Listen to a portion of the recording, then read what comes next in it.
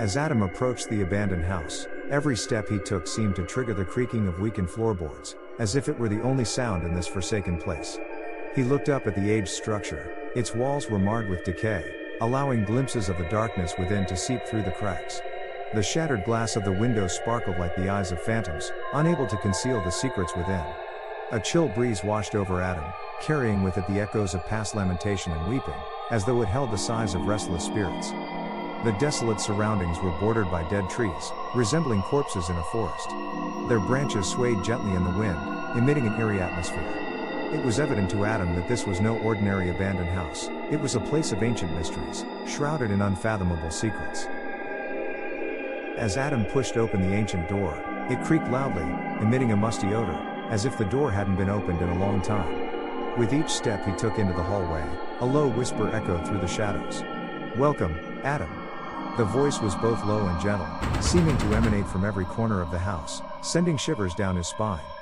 He didn't know who had issued this mysterious invitation, but curiosity and an inexplicable allure urged him to continue.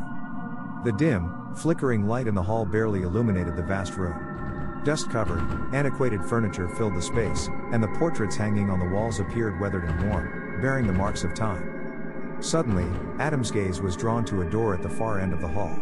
It bore strange engravings, resembling symbols or incantations.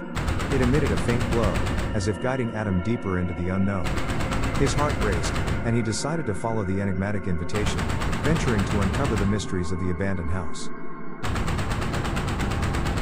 As Adam stepped into the hall, he felt an eerie chill envelop the entire space. The only source of light emanated from an old chandelier hanging in the center of the hall. It swayed gently, casting dim illumination and creating eerie shadows. The portraits on the walls all seemed to bear unfamiliar faces, creating a foreboding and unsettling atmosphere. The eyes in some of the portraits appeared to be silently watching Adam, while others seemed to engage in hushed conversations. These portraits seemed imbued with life, or at least some form of unearthly existence. Adam slowly traversed the hall, and his footsteps on the floor produced heavy, echoing sounds that resonated in the vast space. Each step seemed to trigger more unusual noises, as if the eerie silence of the abandoned house was coming to life, concealing something incomprehensible. Suddenly, Adam's attention was drawn to an abandoned marble fireplace, which exuded an ancient and gloomy atmosphere. Before the fireplace, a black candlestick burned with dwindling candles, casting flickering shadows that made everything appear even more surreal. At the far end of the hall, a massive, ancient door stood ajar, leading to the unknown depths. Adam's heart raced, for he knew that this forsaken place held more terrifying secrets, and he resolved to continue exploring this spine-chilling night. As Adam stepped through the ancient door, he found himself in a small, mysterious sanctum.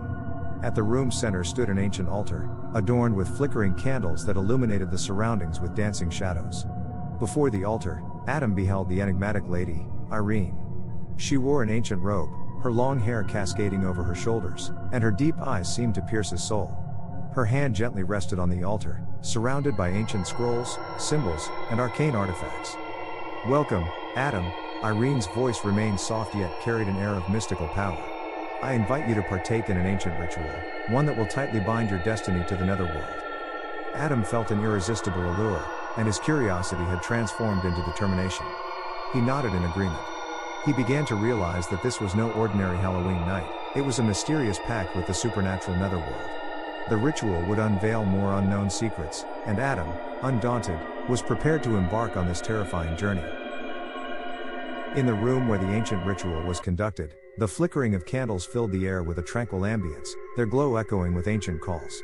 Irene's voice resonated throughout the room, imbued with a mystical power, as she began to explain the purpose of this ritual. She told Adam that this particular Halloween night was a mysterious convergence point, bridging the boundaries between the realm of the living and the netherworld.